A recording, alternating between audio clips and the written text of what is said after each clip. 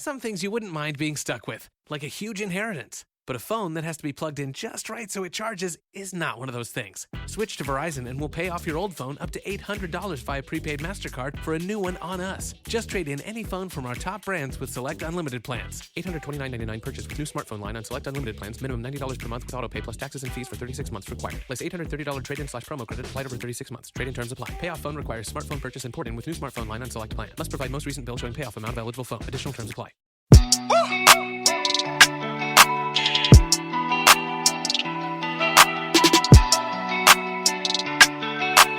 Welcome back to Mama Mystery. I am your host, Kelly. And I'm Austin. And today we have a few things to talk about. This is probably going to be a long one, so buckle up.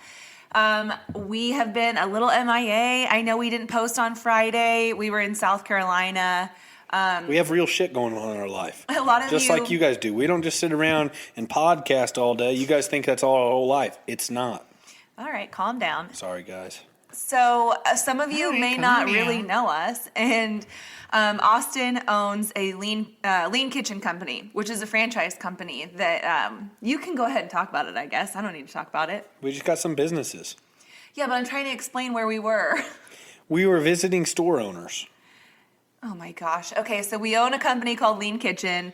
We franchised it in 2018. It's a meal prep company, so we do all fresh. No. You had we your do chance. all fresh prepared meals. They taste amazing. They're healthy. You could stop in. You can grab one meal. You can get all your meals for the week delivered to your house if you're in an area of a Lean Kitchen. And so we have several locations around the country. And so we were visiting some franchise owners who own. We were visiting actually multiple different franchise owners. We're kind of traveling throughout a couple states there in the South. So anyways, we were visiting them. It was fun. We were super busy. We were on the road a lot. I was on the phone constantly. And so we never had time to record. Right. Kelly was ready. It wasn't just a vacation. You know, and the funny thing is I finished writing this episode on the plane ride into Atlanta, thinking that we'd have time to record while we were there, but we just never did. So anyway, we flew into Atlanta, which is crazy busy. I don't know if we have any listeners from Atlanta, but holy moly, that place is huge. I totally underestimated how big Atlanta is. And then we went to Anderson, South Carolina. We visited Clemson University. Beautiful, beautiful school, right on a lake. Holy cow, cool, yeah. So cool. And then we went to Greenville, South Carolina. So if we have any listeners from there, let me know, because we were there and we loved it. We love Greenville. So nice. Yep. So with that being said, I also have a note that I wanted to talk about, which was that if you enjoy our podcast, which I know a lot of you do, because we're getting to the point where we have a lot of listeners who come back consistently. 50,000 downloads, guys, yeah, which is awesome. So thank you. Super excited and grateful for that. So if you would just maybe share our podcast so we can reach more people, I would so appreciate that. We don't run ads to promote the podcast. We just do the podcast. Yeah, people only know about us from word of mouth, because I don't run ads or anything like that, like where I try to promote it or anything like that. So a big thank you to us is just sharing it, please. Yeah, big time. And then I have a funny story I want to tell. Yeah, let's hear it, Austin. So I'm into, this is like my crime, okay, that I want to share. So I'm into sports cards and stuff. Probably think I'm a nerd. That's okay. So I'll buy cards, flip cards, buy cards, look at them. Yeah, sports cards, Pokemon cards. Not so much Pokemon cards, but they're nostalgic from when I was a kid. Anyways, if you don't know, sports cards and Pokemon cards, all these things are worth a lot of money now. And so Yu-Gi-Oh! Was a game like Pokemon, and it's very nostalgic to a lot of people. And these cards are from the late, I think early 2000s, probably maybe late 90s. Anyways. Yu-Gi-Oh cards are worth a lot of money, some of them. And so there's this story. So a Japanese woman sold her husband's entire Yu-Gi-Oh collection in an online auction after finding out that he cheated on her. So she started the bid at less than a cent for 26 boxes of cards sold last Saturday. It contained all of these original packs, unopened, very rare Yu-Gi-Oh cards. Imagine if I said a ton of money. Yeah, imagine if I said, "Hey, pull a pack of fresh Pokemon cards, first edition from 1996." Nobody has that, right? So that's why these things are worth money. So she expressed that she just wanted a fair deal on the cards following her husband's unfaithfulness, and under her username, she expressed her uncertainty in the value of the cards in the game itself and was only able to guarantee that they were not damaged and were real. So in an act of revenge, against her husband cheating on her. She took all of these cards and sold them for $188,000.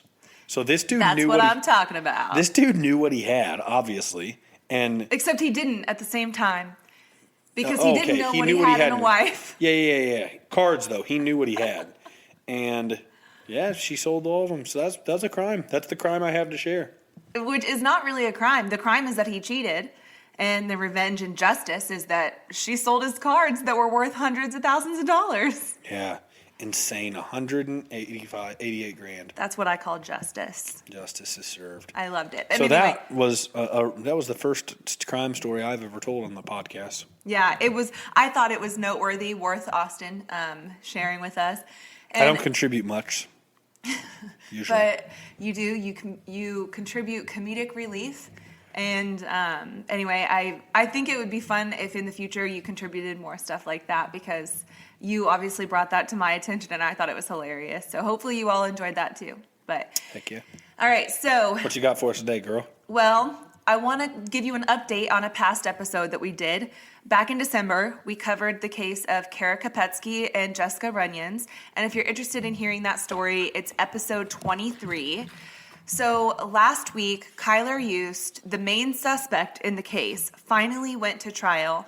I followed his trial while we were in South Carolina, and probably shouldn't have been as surprised as I was that he tried to blame both girls' deaths on his brother, who took his own life while he was locked up. While his brother was locked up, he killed himself. But I shouldn't have been surprised. He's such an idiot. I'm going to repost his picture of his face all burnt from the flash burn of him setting Jessica Runyon's car on fire, because I just think it's so fitting. But anyway, Kelly was so pumped about the trial the whole time out there, and I'm like, if you've listened to the episode, you know I'm not into crime. Mm-hmm. I'm only into crime for the episodes where she talks to me and tells me like this. So when she follows up from one, and I didn't really remember that case, I was just like, crazy. It's kind of local though, because it happened in Casey. I think it was in Baser. But anyway, and I'm from that area. Like, that's where I was born and raised. So I remember seeing the billboards with her face, and just to see it all come to fruition and him come to trial was very intriguing. Kyler was convicted on account of voluntary manslaughter in the death of Kara Kopetsky and a count of second-degree murder in the death of Jessica Runyons. The jury recommended that he get 15 years on the first count and life for the second one. So sentencing is scheduled for June 7th, and I'm sure we'll have an update when that time comes. But I hope he spends the rest of his life in jail. He's a very dangerous person. There's absolutely no reason that he deserves to be anywhere but a cell. Freaking idiot. So the case, though, that we are talking about today is, it was recommended by Lindsay Verbeck. So thank you so much for recommending this case. And, it's interesting because when she recommended it, she said Channon and Chris, and I thought she was talking about the Channon and Chris Watts case. But I had never heard about this case before. So this is Channon Christian and Chris Newsom that we're going to be talking about. But before we get started, I want to do something I haven't done before in any episode, which is offer a warning to our listeners because... Oh, man, you told me this one's bad. I'm leaving for this one. Well, this case is probably one of the most upsetting cases I've come across. Like, some of it just gets really, disturbing. So, and some of you freaks are driving along right now, turning up your volume going, yeah. Well, there's just something about this story that truly terrifies me because it was a completely random act and could have happened to literally anybody. But I really hope we can learn something from this story so that this isn't all just done in vain. But this is the story of Channon Christian and Christopher Newsom. All right. So Channon Christian was born on April 29th, 1995 in Nacogdoches, I think that's how you say it, Texas. Her family moved to Louisiana for a little bit before ultimately moving to Tennessee in 1997 and settling down in Knoxville. Channon graduated from high school in 2003 before she went to the University of Tennessee, majoring in sociology. And at the time of this story, she was a senior getting ready to graduate. Christopher was born on September 21st, 1983. He graduated from Halls High School in 2002, where he was an exceptional baseball player. Several people said in interviews that he could have played at a professional level, but he didn't want to go to college. He wanted to be a tradesman, so he became a carpenter, and he was a really gifted carpenter at that. So Channon and Chris were a couple, and they had only been dating for a couple months, but they were pretty smitten with each other according to their parents, and by all accounts, they were two really good kids. And according to an article on knoxnews.com, Chris and Channon were the kind of kids that their parents had always hoped for. And speaking as a mother, all I ever worry about with my kids is that they just grow up to be good people. Just do the right thing. Yes, just do the right thing. Just be good kids. Stay out of trouble. But these two, they were compassionate, hardworking, smart, funny, beautiful, just everything you would want. So on January 6, 2007, their lives both were tragically cut short. It was a Saturday night, and Channon and Chris were planning on going out to dinner before they went to a friend's party. Channon was at her best friend Kara's place. You said 2007? Yes, I believe so. Let me just double check. Yeah, January 6, 2007. So they're like, they were born in 95. Mm-hmm. So she was a senior in college, so she probably was 22. Yeah, okay. I was going to say 21, 22. So anyway, they're getting ready to go to a friend's party. She's at her friend Kara's house getting ready at Washington Ridge apartment complex. And at about 8 p.m., Kara left to go to the party, and Channon stayed behind to wait for Chris. Chris had been golfing earlier that day, and at about 8:47, he withdrew $100 from an ATM. And at about 9 p.m., he dropped his friend Josh off at the party. So Chris told Josh that he and Channon would be there later after they went out to eat first. And at this point, Kara called Channon to let her know that Chris was on his way and that he would be there in about 10 minutes. So this is just to give you kind of a timeline. And by the way, I always post the links to my sources in the script that is you can find it through our Patreon. But the whole court transcript is available online, and that is where I pulled 95% of my information. The whole damn thing. Yeah, so it is going to be pretty specific, and I'll give you a warning before it gets really graphic, but anyway, just wanted to throw that out there. So after Chris got there, between 9:10 and about 11 p.m., they were getting ready to leave, and they were going to drive separately, but to the same place. So while Channon was in the driver's seat of her 4Runner, Chris was standing right outside her window kissing her goodbye. And that's when a group of guys ran up on them, carjacking them. They forced Channon and Chris into the back of the car and took off. Hold on, they weren't carjacking then. Well, yeah. They were kidnapping. Yeah, it was, but we'll learn later, it was a carjacking gone wrong. I mean, it was a carjacking that led to a kidnapping. So they were trying to steal Shannon's car? Yes. But they ended up kidnapping them at the same time. In the back of Shannon's car? Yes. Oh, so it was a carjack kidnap. Yes. My goodness. That's not cool at all. No.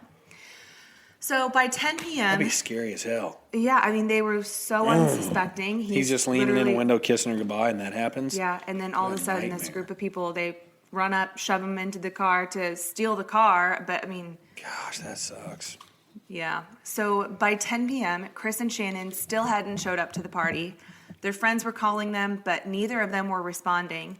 And when they hadn't heard from their friends by 11, they went to the apartment complex to see if Channon and Chris were still there. They found Chris's truck in the parking lot, but Shannon's 2005 Toyota 4Runner was missing. Meanwhile, just after midnight at about 12:30, across town, Xavier Jenkins arrived for work at his job at Waste Connections. He waited in his car for a coworker to arrive and notices that across the street, there's a house with the porch lights on and some activity going on inside the house, which is unusual. He usually shows up at his shift at the same time, so he's probably used to those surroundings, and this was unusual. So he also notices a Toyota 4Runner in front of the house that he had never seen there before. So it's around this time that Shannon's dad gets a phone call from her saying that she changed her mind and would be coming home around 2 or 3 a.m. So the original plan was that she was going to stay at her friend Kara's house, but then she called her dad to say that she was coming home around 2 or 3. So I can't help but wonder, I don't know for sure if they forced her to make that phone call. Like, that makes sense. I mean, that's the only logical explanation, is that they forced her to make that phone call, maybe because they thought people would start looking for her. I don't know. Yeah. But it's just odd that that happened. Cell phone records showed that that call came from the same area where Xavier was waiting and noticed her Forerunner. So while Xavier was waiting to go in for his shift, he decides to go to a nearby convenience store. And when he comes back, it's about 12:50 in the morning, and he notices the Forerunner pull out of the driveway and slowly drive away. But when the car passes Xavier's car, it slowed way down, and he could see 4 African-American men in it. And he said that the driver was wearing a hoodie and looked at him with kind of a strange face. He said he was mean-mugging him. But he didn't see anyone else in the car. He just saw 4 men. Mm-hmm. So at about 3:30 that night, Kara comes home and notices that Channon isn't there, and her overnight bag is gone too. So later that morning, and we're talking about the 7th, okay? So now we're into the following day. Mm-hmm. Early in the morning, around 6:30 a.m., Xavier Jenkins comes back to Waste Connections after running his normal route, and he notices that the Forerunner is parked facing these train tracks nearby. So he goes up to the Forerunner and looks inside, but notices that there's nobody in it. So Kara and Shannon's mom are both calling Channon repeatedly, but neither of them can get a hold of her.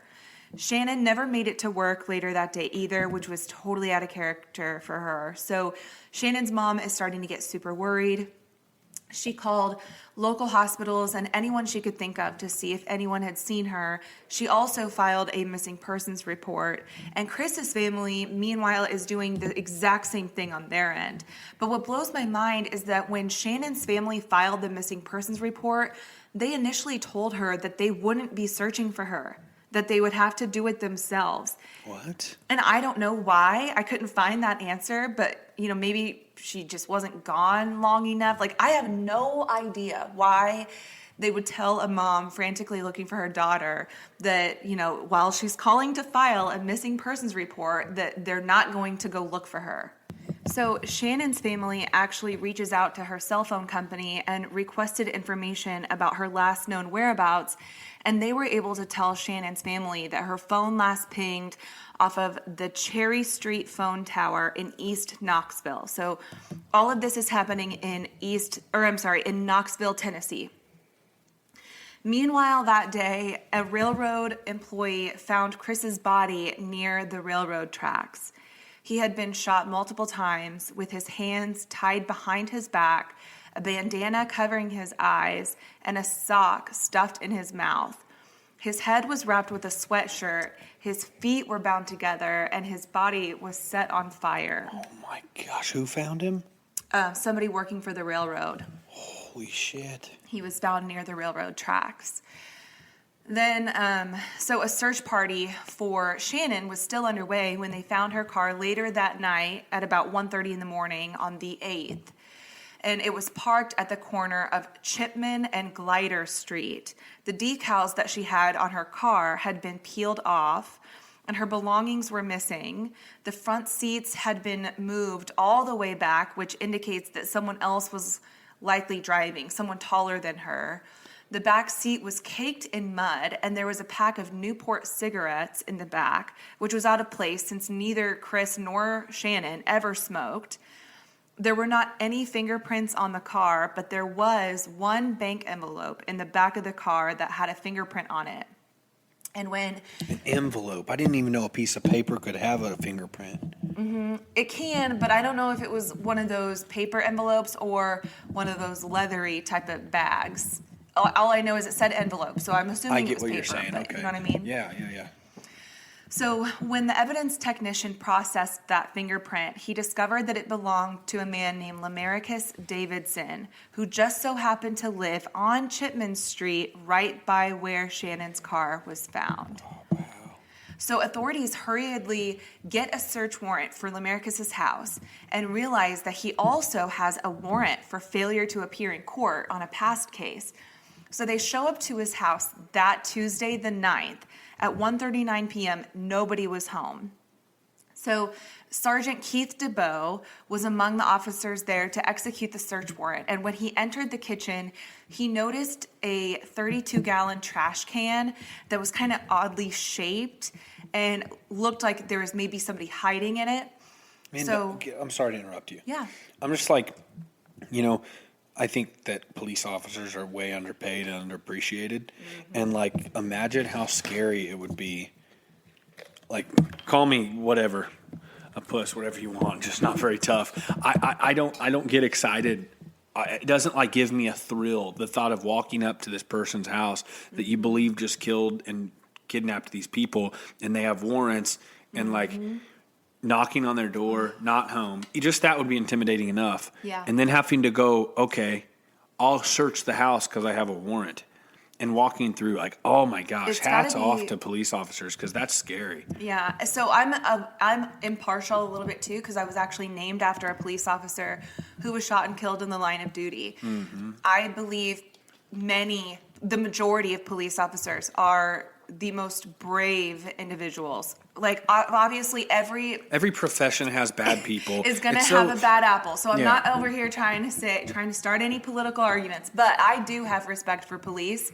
And if you have no respect for police whatsoever, just don't listen, because I can Yeah. put my foot down pretty easily about that. I don't mind stating my opinion on that. I'm not Not at trying to all. get off on a tangent, but yes, in moments like this, when this man, this police officer is going through a house not knowing what's around the corner. That's freaky. So scary. Yeah, that's crazy. Anyway, so sorry to interrupt, but that was So what I was he thinking. approaches this 32-gallon trash can, right? It's oddly shaped, looks like someone's hiding in it.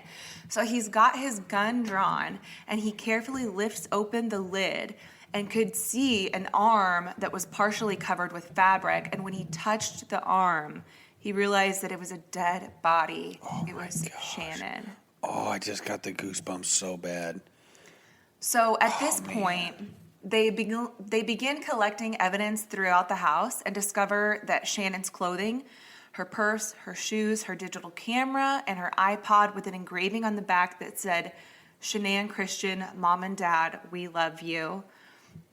They also found Chris's baseball hat and driver's license, Oh my gosh, this is so sad. all in the house. Oh man. See, and like if I came across that body, the first thing I'd want to do is freaking run out of that place. Like you get scared, you know what I mean? Yeah. Like I don't care what I sound right now. I get freaked out. No, it's normal. You're Yeah. human. I Yeah. mean, it's a normal human emotion to feel terror when you see something like that. Like all you'd think is, shit, I'm next. Right, and then you just don't know. I mean, I'm sure he went in with other officers who had his back, but like Right. just not knowing what might lurk around the corner. Oh, it creeps or me like out. you're not familiar with that house as much as someone else might be, so you just don't know. Like Yeah. it's got to be so scary. Yeah. So then on Thursday the 11th, just 5 days after the murders, police found Lamaricus in an abandoned vacant house with a man named Eric Boyd. He was wearing Chris's tennis shoes when he was arrested that were also too small for him, and he was brought in for How questioning. did they find him? Honestly, I don't remember.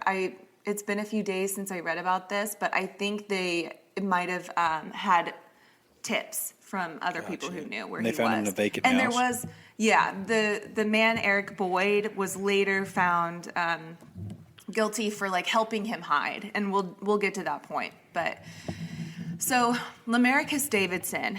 So this is going to get confusing because there's a lot of players in this, and I'm going to put the pictures on the Mama Mystery Instagram page once I'm out of Instagram jail. Right now I can't post anything. It's a long story. Anyway, Lamaricus Davidson. I'm going to try to keep these all straight, okay? He was 25 years old, a convicted felon with no job, no car. His girlfriend had just dumped him, and his only source of income was from selling drugs. He used cocaine and weed and lived in a rental house in which he was behind on rent. He owed multiple people money, so it's safe to say that he was not in a very stable place in his life.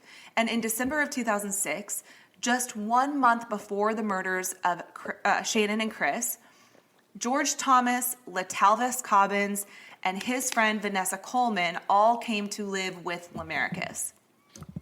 None of them had cars or jobs. They were literally a rat pack of losers, all of these people. Lamarcus Davidson, okay, he was originally from Memphis and had been arrested on carjacking and robbery before serving 5 years for that. And before he gets out and he does it all over again. He was also indicted later for a second robbery that was committed at a Pizza Hut just one day after the murders. So this guy, Lamarcus, is like the ringleader, I guess, of this whole pack. Like, you can just think of Lamarcus as like the guy that's kind of... the mastermind. Yeah, if you can even call him that. I would hate to even give him that much credit. But yeah, he's pretty much like the ringleader, okay, of the rat pack. Can't imagine what the followers are like. Yeah, so Latalvis Cobbins, he was Lamarcus's half-brother, and he and George Thomas were essentially homeless when they moved in with Lamarcus. Vanessa, the girl that came with them, was just hanging around with them, and even though she had a family that she could have called for help or like a home to go to, she chose not to. She chose to live with these guys instead. Nobody paid rent. They all just kind of lived in the house, ate whatever they wanted, and apparently it caused some drama because Lamarcus was getting tired of everybody. So it was not like this happy home. It was far, far from that. So anyway, that's just to introduce you to these players, okay? While Lamarcus was being questioned by investigators, he changed his story 5 different times. First, he told them that he left his house Friday before the murders, had no idea what happened. Then he said Latalvis Cobbins showed up at his house with Shannon's car, but that Channon and Chris were not in it. He then told them that he drove Shannon's car to make some deliveries for his super illegal small business. When he found out about a body being found near the train tracks, he decided to wipe down the car to erase fingerprints because he was worried.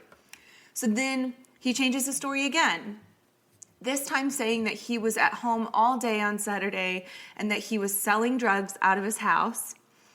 He told investigators that he eventually went to bed and that when I say went to bed, he woke up around 4 or 5 p.m. I had to double check that. p.m.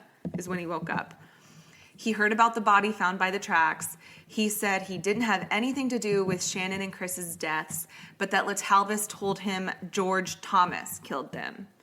So, yeah, they're all kind of just blaming each other at this point. Well, I mean, Lamarcus is, and later they will too. But it's just, you can't get a straight story out of any of them. Right. So when he changed his story again, he said that Latalvis and George kidnapped Chris and Channon from some apartments, brought them back to the house so that they could rob them. He admitted to seeing Channon in his kitchen and that she was saying she didn't want to die. I actually do believe that part to be true, and that just makes me so sad. He said he never actually saw Chris, and he told investigators that he didn't want anything to do with the crime, so he left to go smoke some weed down the street. I'm just a good old boy, as you can tell from my record. Yeah. I want nothing to do with this. I'm just going to walk down the street, act like I didn't see a thing. Right. Really good person. So the same day that Lamarcus was brought in for questioning, police found and arrested George Thomas, Latalvis Cobbins, and then Vanessa Coleman was arrested later, all for their involvement with the murders of Channon and Chris. So, okay, this part is really tough to talk about. This is the warning, okay? And it's about the autopsies of Channon and Chris. So for fair warning, this gets really graphic, depicts horrible sexual assault. So if you don't want to hear it, I suggest skipping forward at least 2.5 minutes. I'm literally leaving the room because I don't want to hear it. Okay. All right, so Austin legit did leave the room because he can't stand this stuff. So Chris, he was anally penetrated before he died, and he had significant injuries to his genital area. Semen was also found inside of him, but the fire destroyed the DNA from that semen. He was shot 3 times. Once was through his neck, the other to his lower back, which severely injured his spinal cord, and the third and fatal shot was to his head, right above his ear, which severed his brainstem. His feet were bare and muddy, indicating that he walked to the area where he was shot and killed. He was dressed only in his underwear, a t-shirt, and a button-up shirt over that. He was covered in gasoline and wrapped up in a comforter before he was set on fire. Channon had bruising and abrasions in and around her mouth. Her genital area also suffered horrific damage. She was beaten so severely down there that there was a solid blood clot present in that area. She had bruises on the back of both of her arms, all over her head, legs, deep bruising to her upper neck and back. She was rolled up and tightly bound and forced into that trash can. A white plastic bag was placed over her head, covering her mouth and nose, and knotted to keep in place. She was placed in 5 big black trash bags before she was put in the trash can. And it absolutely crushes my soul to even say this, but she was alive the entire time. Her death was caused by suffocation from being in those bags, and it's estimated that she died sometime between Sunday afternoon and Monday afternoon.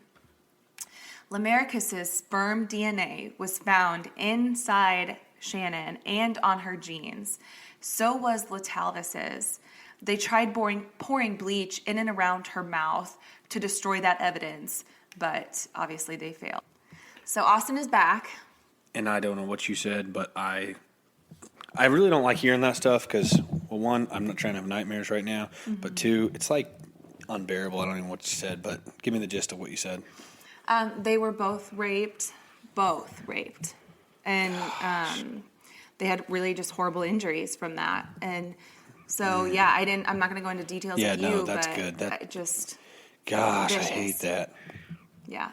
Oh, and she was placed in a trash can and died while she was in the trash can. So just the thought of somebody's daughter, suffer? Friend, yeah, big time. Oh, my gosh. The thought that somebody would treat a human life like that, like they are literally trash. Yeah. Any life, yeah. God. It's sickening. Oh my God, it's so sick. I can't, when I was reading about all of this, it was really hard for me to, I literally just, I'm not stone cold. Yes, I love, I'm interested in true crime, and I enjoy writing and making the podcast, but Kelly's an extremely compassionate person. Oh, big time. Yeah. But don't get me wrong. When I'm reading this stuff, I'm literally gasping. I'm covering my mouth. I'm covering my eyes. Sometimes I just collect myself because I'm just like, Jesus Christ, I cannot believe people like this exist. And I don't, I do the podcast and I enjoy being on the podcast. But the reason I don't enjoy true crime is because it's so much negativity. Mm-hmm. You know what I mean? Yes. And I understand completely, the psychology, if this is your first episode, on other episodes we've talked about the psychology, so we don't have to go super into it, but I understand why Kelly and you people enjoy this. Mm-hmm. But I don't like the negativity it is. And that's what it is. To me, I don't watch the news.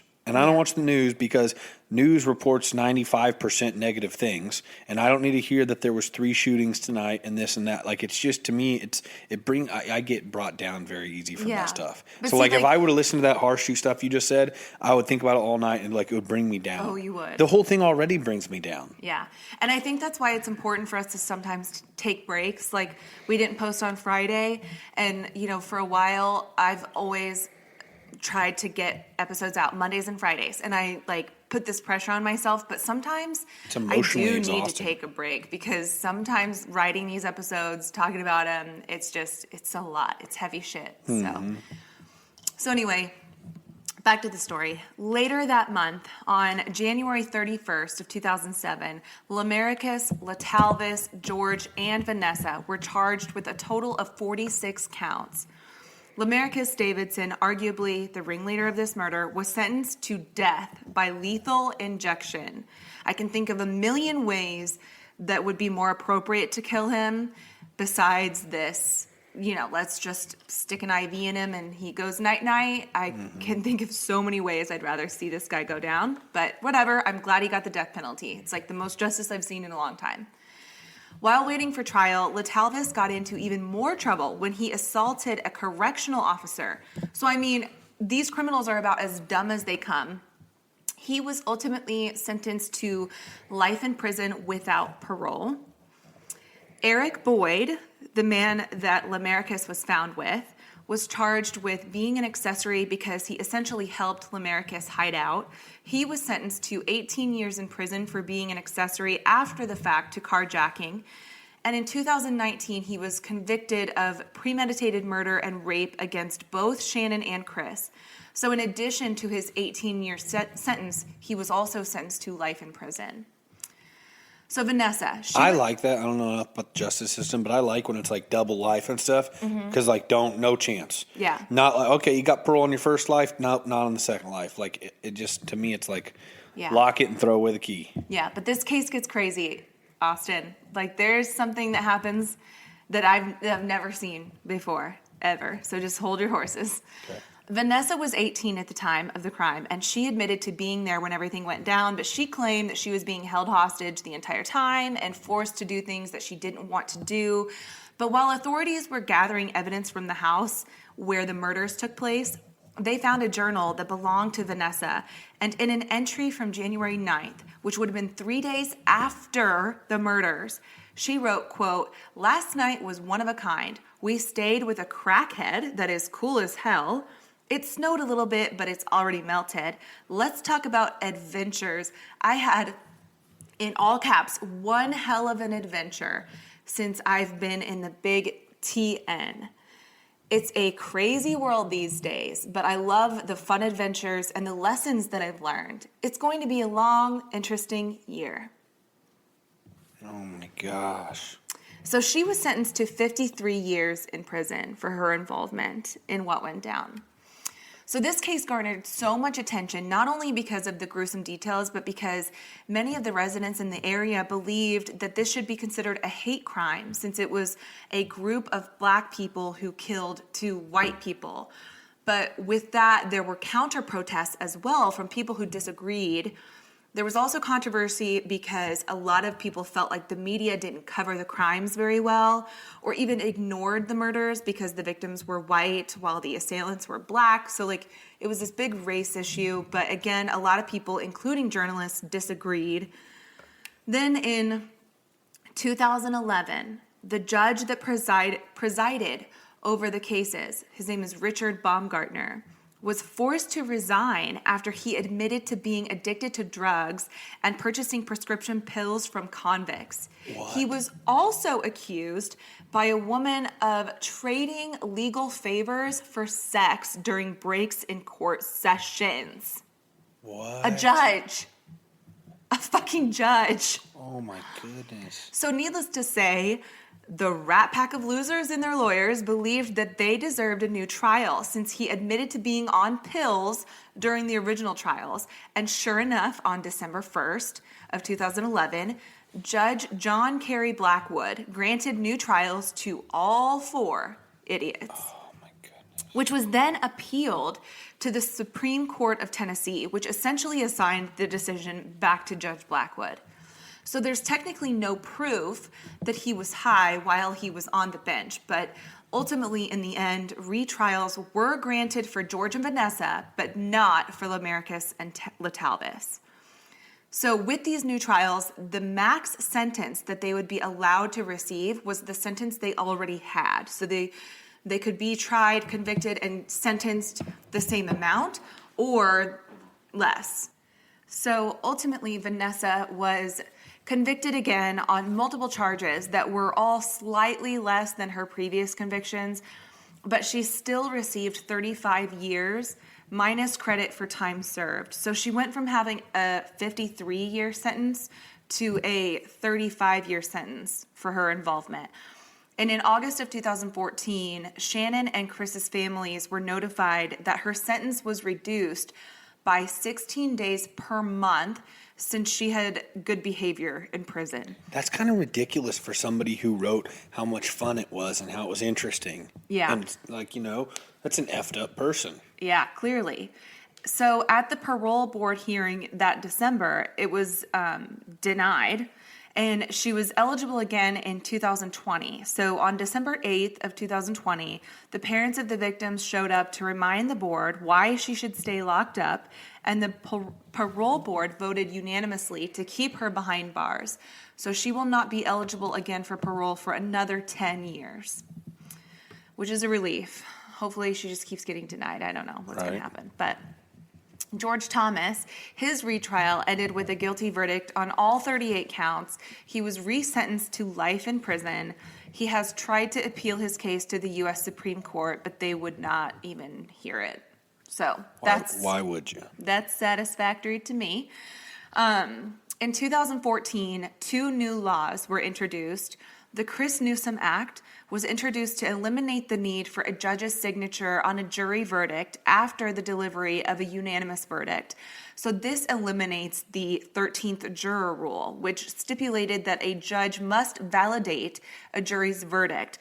If this law had been in place, the retrials would have been avoided, saving the victims' families a lot of unnecessary heartache when, they found the judge to be, guilty of all his stuff, and they had to none of that would have happened.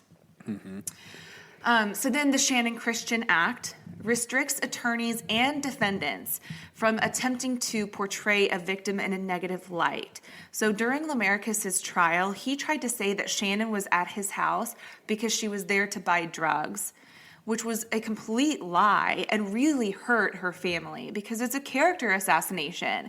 And when you consider the fact that there were laws in place to protect the jury from hearing about Lamarcus' past carjacking convictions, it seems really unfair that he would be able to slander Channon when she's not even alive to defend herself. So what's the law state? So it just states that attorneys and defendants cannot attempt to portray a victim in a negative light. So you can't talk shit, and say, oh, she was there to buy drugs. There's no proof of that. You're just a liar. Mm-hmm. So there have also been foundations created in their legacies. A scholarship fund has been created in Shannon's memory that sends one student from her high school to the University of Tennessee every year. And it's called the Shannon Gale Christian Foundation, which you can find online. And another foundation in Chris's honor holds an annual baseball tournament that also gives a scholarship to one graduating baseball player each year. And then to just seal the cherry on top, I guess. I don't know if I'd call it that. That's probably inappropriate, but I'm tired. January 23rd of 2018, Judge Baumgartner was found dead in his home. And there was no foul play suspected. He was 70 years old, but I don't know if he died of a drug overdose or what the deal was, but that happened. Interesting. And that is the story of Channon Christian and Chris Newsom. Gosh, quite that was a doozy. A really sad one. Yeah, and I'm sorry. Maybe next time I will, for our next this episode. Is what your people like, so don't apologize to me. I guess. People are probably like, that was a great one, Kelly, thanks. Yeah, so I'm really interested in covering the BTK killer sometime. So that's going to be coming up at some point. You can keep sending me recommendations. I still have my whole list of recommendations. But I don't know what we're covering next week, or I guess Friday. It would be Friday. So stay tuned to find out. Thanks for listening. Mama Mystery out. Good night. Well, have a good day. Or that, yeah.